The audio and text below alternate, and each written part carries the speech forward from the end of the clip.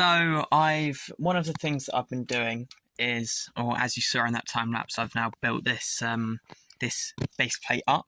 So this is the fourth section that's going to be done, and that will be the main. These two are both going to be base. I've bought these two base plates, so I now have. This is going to be from here to down there. Is going to be the full size of the mock I take to Exeter Brick Festival. But I have another 4 base plates. These aren't official Lego, but I have another 4 base plates which I'm going to be using, as well as another 2 at least to go to Bournemouth in September. So all of this is not going to be the mountain stuff. But I also did this wall design. I did this on a live stream, and it's the same on both sides. I've started it on that side, haven't finished it. But I've also, you can see on that side, I've added in tiles and stuff so that I need to adjust here to make it so that the doors can open and all the way and they will close together. But I want to have it as the same kind of mechanism or same kind of system I've got with this. So I have a snot brick or 2 Technic bits with an axle or like crossbar piece coming off it. Probably the blue ones, the smaller blue ones. But yeah, that's my plan. But I really like how these walls look, and I wanted a way to have some troopers up here shooting down.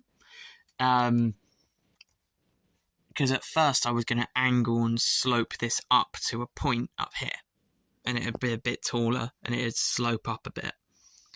But I then realised that's not going to work, so I improvised, and this is what I've come up with, and I do really, really like it. But I think now what my plan is to get a bunch of tiling of this done. That's my next thing that I want to do. So yeah, I'm just going to get straight into that.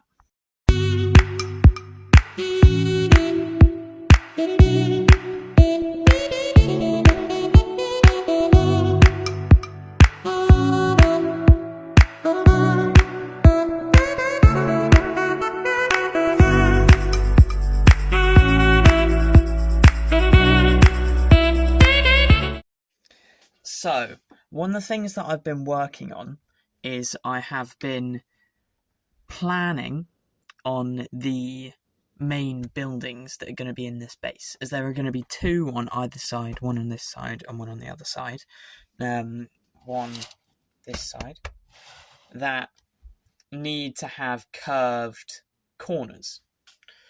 Now, I have 2 real options for how I want to do this, and this design, which I'll just give a quick look, is more seamless, literally, as there are just less black gaps in between. If I get it at the right angle, there we go. But there are just less gaps in this version than in the next version that I've done. But I do prefer the second version, because I think as good as this looks, there's too much going on. As these pieces are great for filling that extra little gap that we've got here. But what they're not so good for is, because they look really busy as they've got this little lip and they've got this row of studs and they've got this tile, so they look really busy. Whereas if I just pop this off, move that to one side, and then I place this in,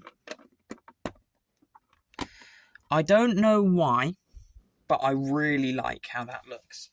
I am leaning more towards the first one, having looked at these both now in depth. But I do really, really like how this one looks, as it's just a really interesting way of building and not something that I have done before. as I've used these pieces to fill gaps before on the dome of Mandalore, but I haven't ever tried doing something like this using tiles and or specifically 2x tile and sliding them so they're not at the exact angle or not at basically locked onto two studs, so that they fill more of a gap. It will obviously work better if they're properly in, but the other problem of this is it's going to need to be bigger. So that's not as well. It's close, but it's not enough of an angle. I would probably have to add another section. But the main problem I'm running into now is having just built these two sections. That's all I've got left in my brackets and light grey detail pieces. The good thing about this one, though, is this one you don't need to use light grey. That's the difference.